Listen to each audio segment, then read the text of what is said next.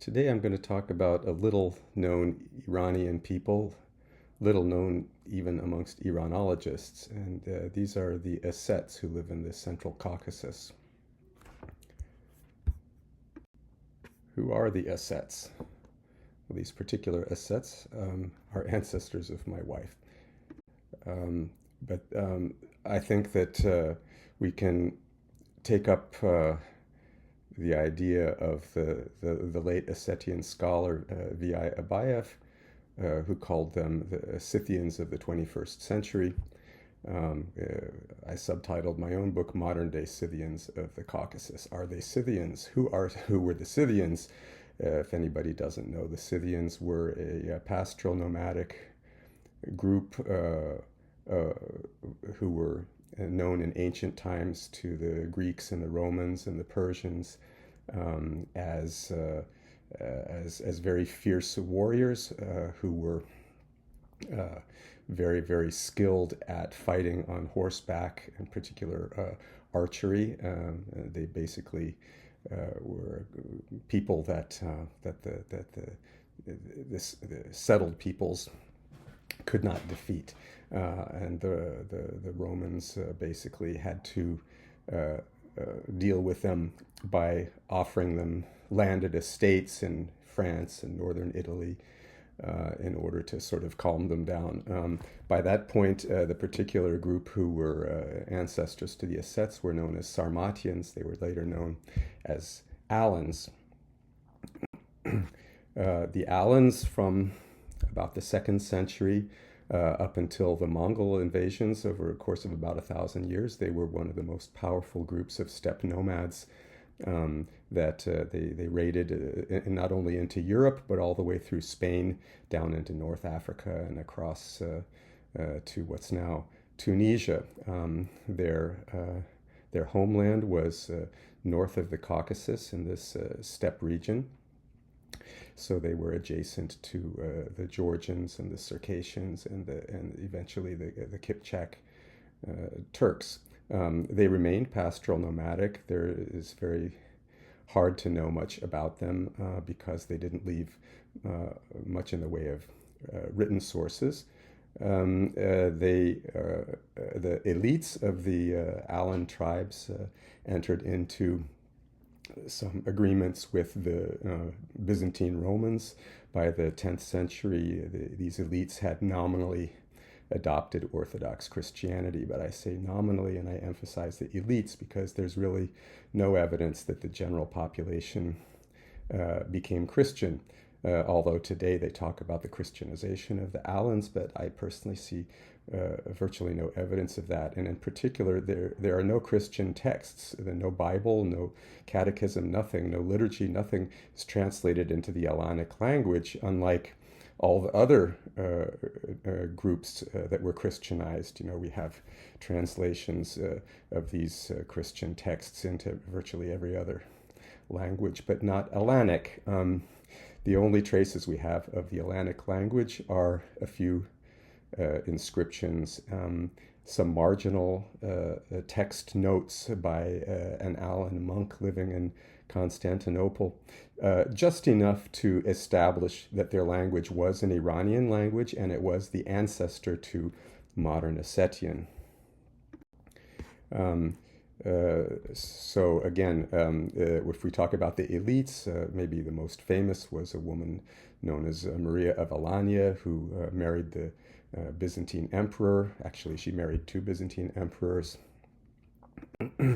And there are some churches in the northwestern Caucasus which date to around that period, around 1,000 years ago, which are sometimes described as Alan churches. But again, because we don't know, we don't have any textual evidence. We don't know who actually went to these churches. Was it Alans or was it other peoples? Because this is a very multi-ethnic area, always has been. And that raises the question, in fact, of were the Alans mono-ethnic? I think absolutely not. Now, in the North Caucasus today, basically everybody claims to be the descendants of the Alans, and they're all fighting over it. And it's fine that they all make this claim, but I think it's kind of pointless to to insist any one group uniquely owns this legacy, because I believe that the Alans were a multi-ethnic confederation, as steppe nomadic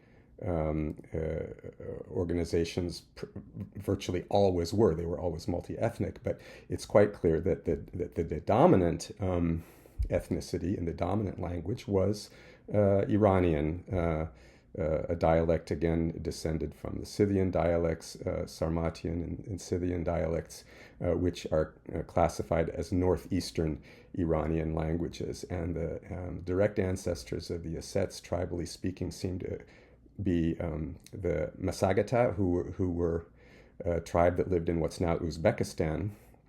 And 2,500 years ago, they became famous for being the ones to defeat the Persian Emperor Cyrus the Great and actually have him executed. So if we look at the map today, we can see that we have this divide through the Caucasus with post-Soviet republics of Georgia and Azerbaijan to the south, and then we have Russia to the north, and the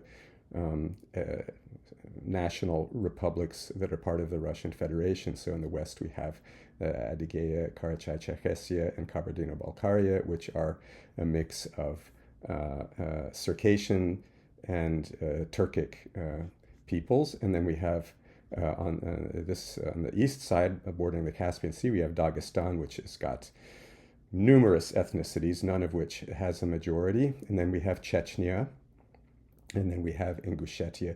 Ingush and Chechens, very closely related, speak pretty much the same language, have pretty much the same culture. And all of these peoples are Muslim. So in the middle, we have North Ossetia, which is a republic of the Russian Federation, and we have South Ossetia, which is considered by most countries to be a part of Georgia, but it hasn't been, functionally speaking, since the fall of the Soviet Union in 1991. They declared their independence from Georgia actually prior to the fall of the Soviet Union. So from their point of view, they've always been independent. Georgia tried to forcibly reincorporate them in 1991-92, and then again in 2008. Both times failed.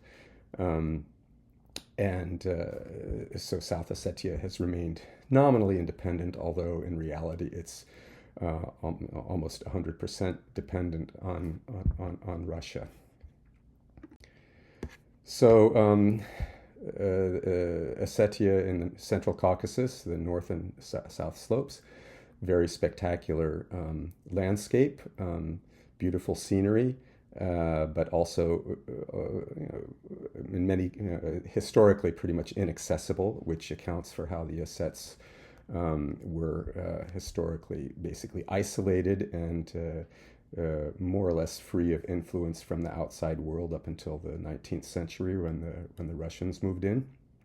And the Digor region in particular, which is the western part of Ossetia, very remote and until quite recently was known as a place where bandits and other kinds of criminals would hide out, because basically nobody could get them there. So we have here some more scenery from that region. This is called the Three Sisters. You've got this triple waterfall here.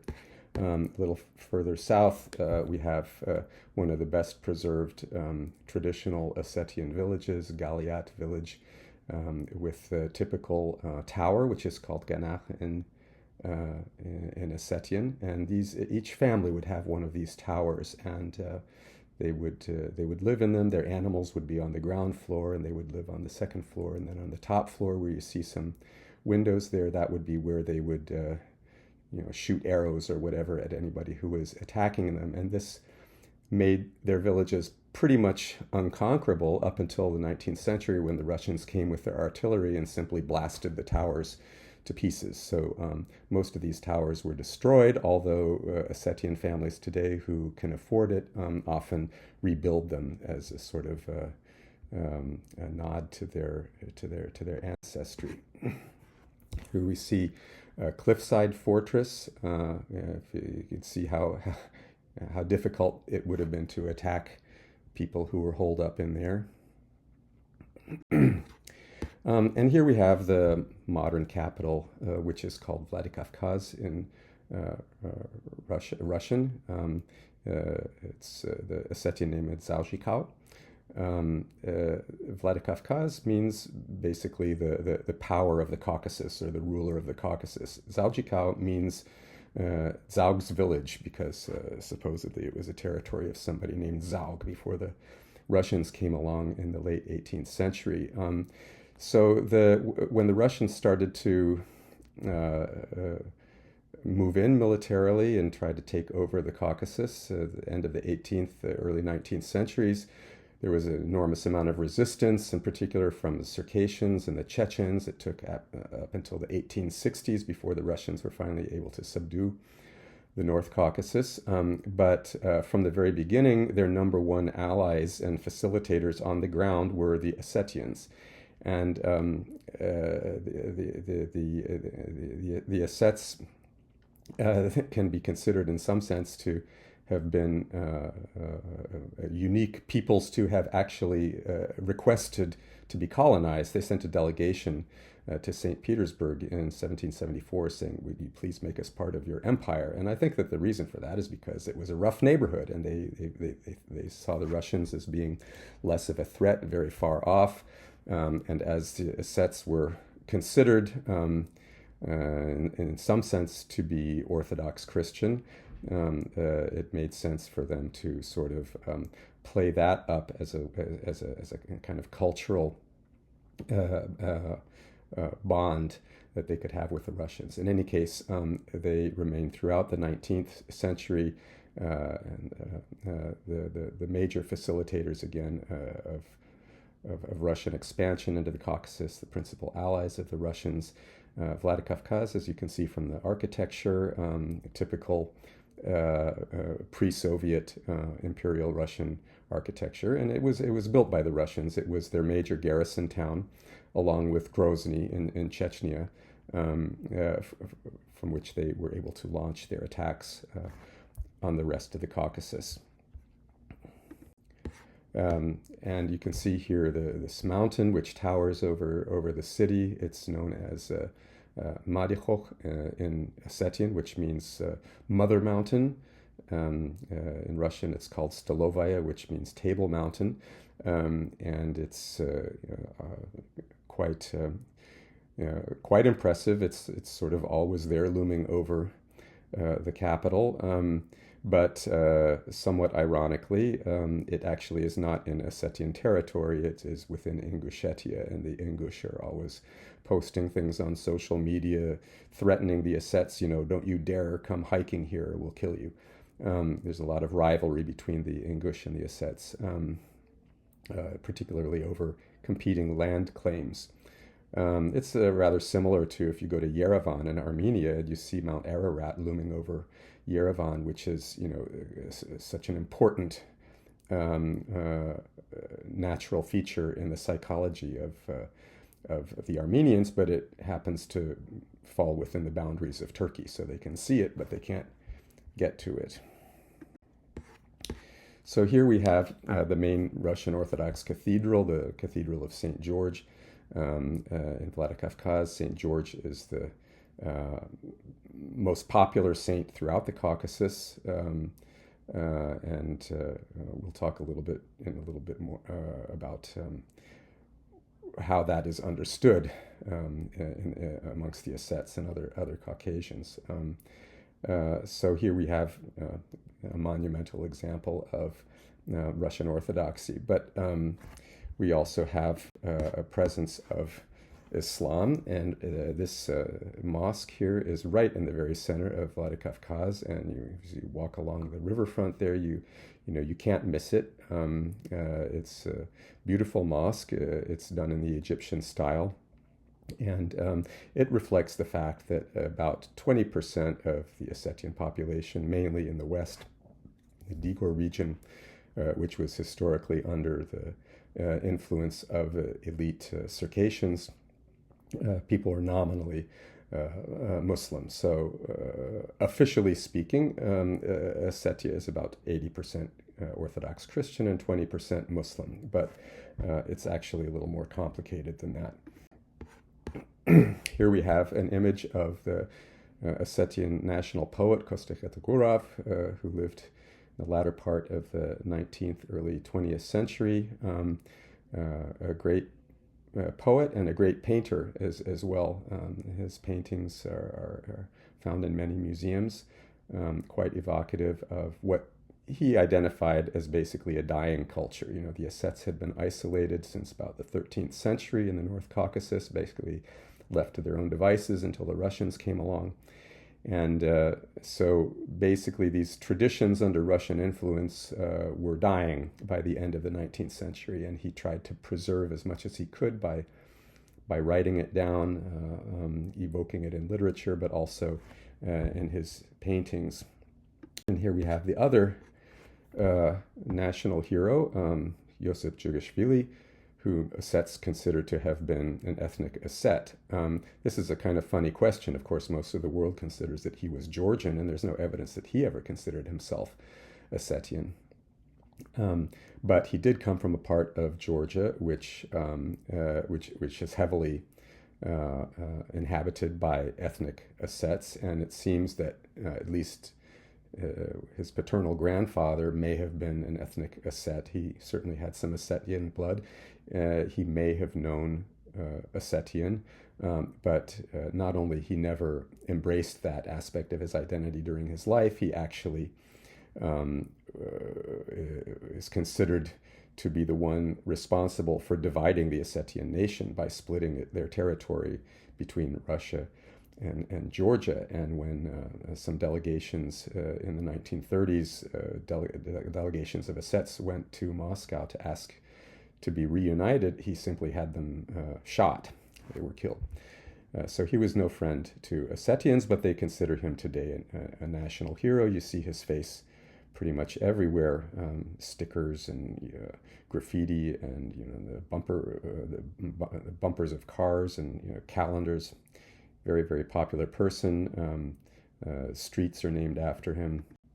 But here's the real Ossetian hero, a mythical hero by the name of Soslan.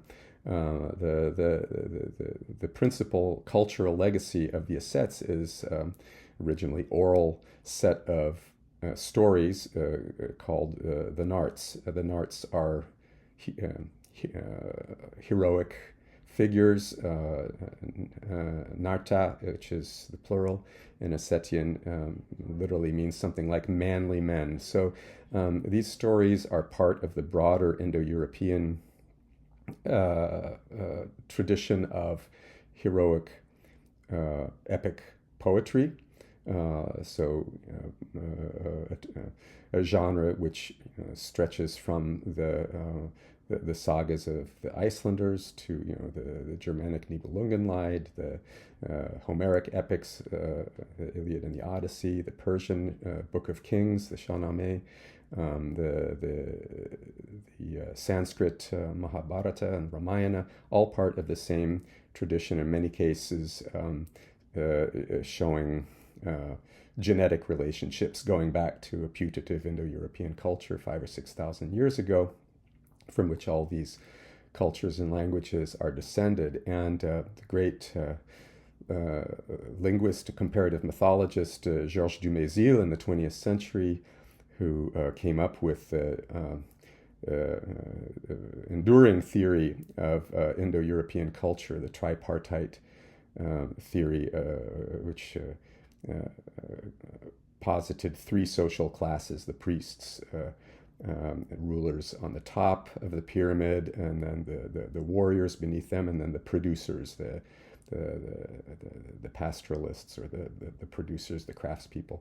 They're all the third group, and then the fourth caste would be outsiders who would be defeated in battle and enslaved. And that becomes the basis of the caste system in India, and we can see reflections of it in different Indo-European groups. So Dumézil found that because, the Ossetes had preserved a lot of elements of this culture more or less undisturbed up until the 19th century, he found the Ossetes to be quite a fascinating window into the origins of Iranian peoples and ultimately Indo-European peoples. And he spent much of his career working on Ossetian and Ossetian myths, published translations of them in French and so forth. So Soslan is one of the principal heroes, and here we have a statue of him in the center of Vladikavkaz.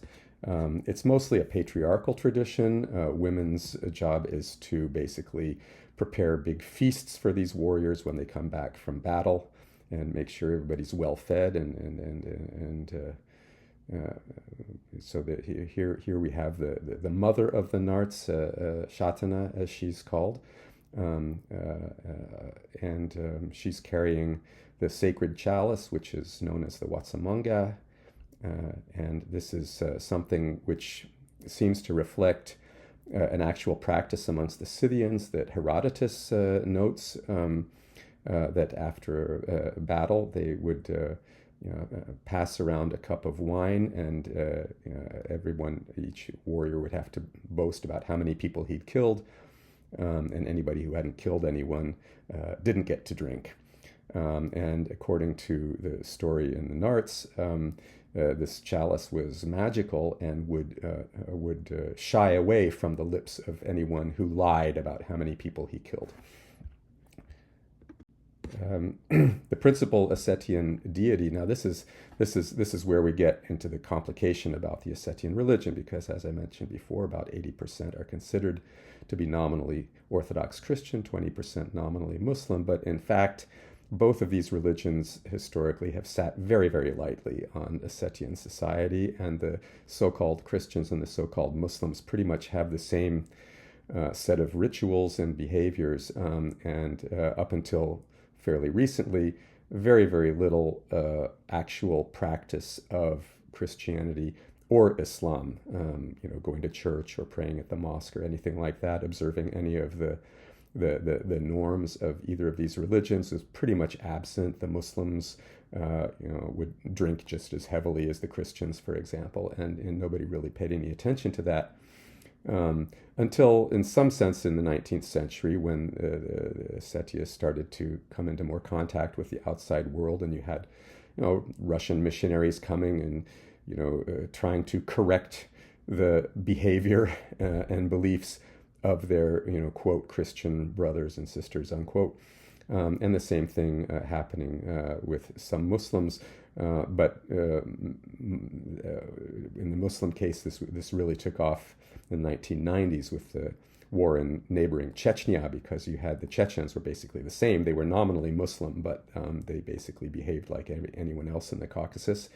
And what happened with the Chechen wars against Russia was that you had all of these Salafi Muslim groups coming in from the Gulf countries, these Arab countries, with lots of money and lots of weapons and lots of Qur'ans, and basically telling people, look, you're supposed to be Muslim, but you don't seem to know anything about Islam, so we're here to teach you.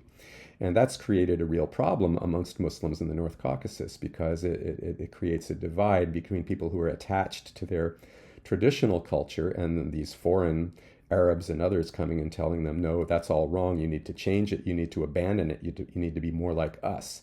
And that wins over some people, but it doesn't win over everyone. So amongst the Muslims, what you have is, whether it be Chechens or Circassians or Ossetians, you have this conflict between people who have basically accepted to modify their understanding of the religion according to these foreign influences and pressures, versus people who are trying to hold on to their traditional culture. And we see the same thing with Christianity, because, for example, I mentioned St. George, and St. George is a popular figure all throughout the Caucasus.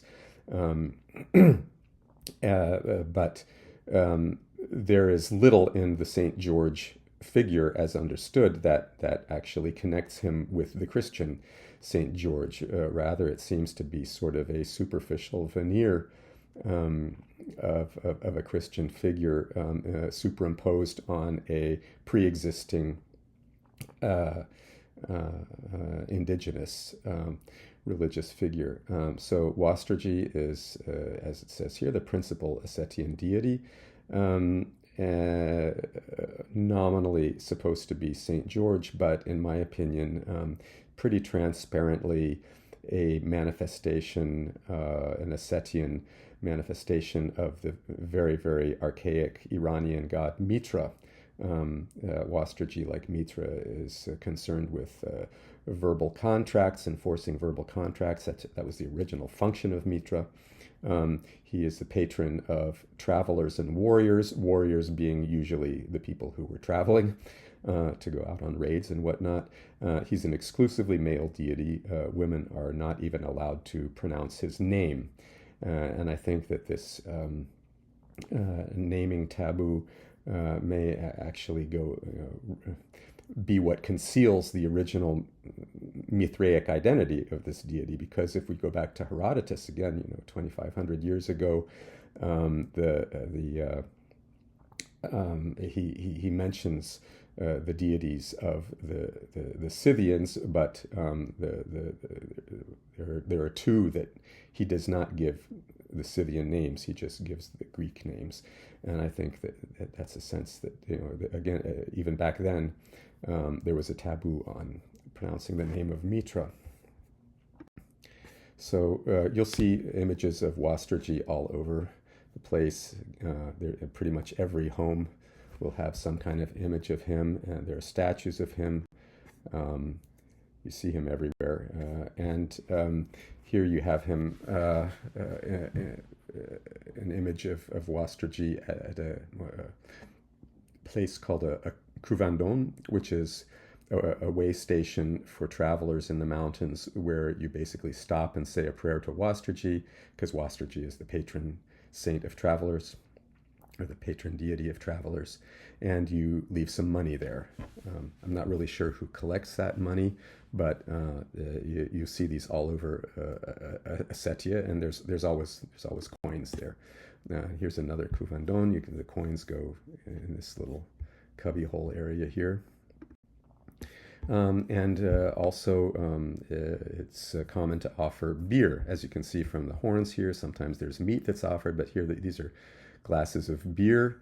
According to Ossetian mythology, it was Wastriji who actually originally gave the recipe for beer to the ancestors of the Ossets, and there is a sort of hymn to beer which praises and thanks Wastriji for giving that.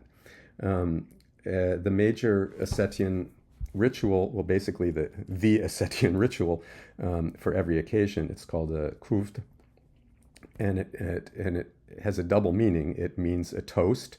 It also means a prayer. And basically the ritual consists of, well, it's usually just men around the table, and they just go through a series of toasts. And the first toast is to the deity Khutsati Khutsau, who is the god of gods. This is cognate with, Khutsau is cognate with the Persian Khoda. But Khutsati Khutsau is a remote deity, doesn't really intervene in human affairs. So you start off with him because he's on top of everything, but he doesn't really get involved. And then you move on to Wastriji, and then you move on to other deities, and then you move on to toasting the host and the host's family, his parents, children, and so on and so forth.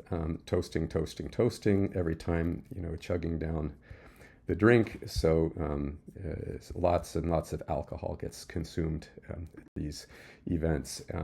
Ideally, you should be drinking out of a drinking horn, a sikha, or the older word is siu. And if you ask why, the answer is that you cannot put it down until it's been fully drained.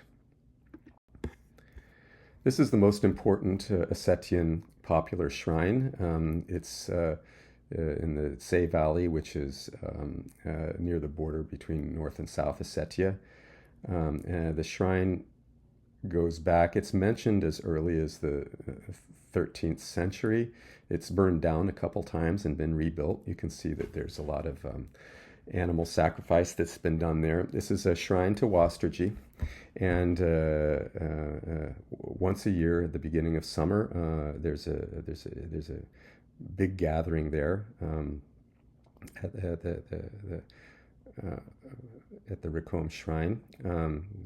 Hundreds, maybe thousands of people come, and you can see here people starting on the path up to the shrine.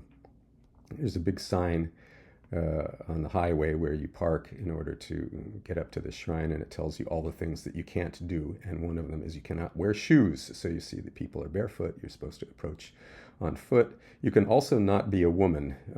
Women are forbidden from these shrines. You can see some women here, but they're just there to bring the food, and they're going to have to stop before they actually get to the sacred territory, and they just have to wait outside while the men carry on and perform their rituals, and then when it's over, they'll all go home. Here you see the men are gathering, preparing for the rituals. The women, meanwhile, are off preparing these pies, which are called chirita. And if you can notice that they're in stacks of 3, so there's a cosmological meaning to these pies. They're filled with cheese or meat or beetroot or potato or whatever, but they're always in stacks of 3, basically representing the heaven, earth, and the underworld. And then the climax is sacrifice of a bull, perhaps, again reflecting the Mithraic tradition, sacrificing the bull. It's not always a bull; it can be a sheep or some other animal, and that's the one part of the food preparation where men are involved, because it's butchering and boiling, stirring the pot. That's you have to be a pretty strong man to do that.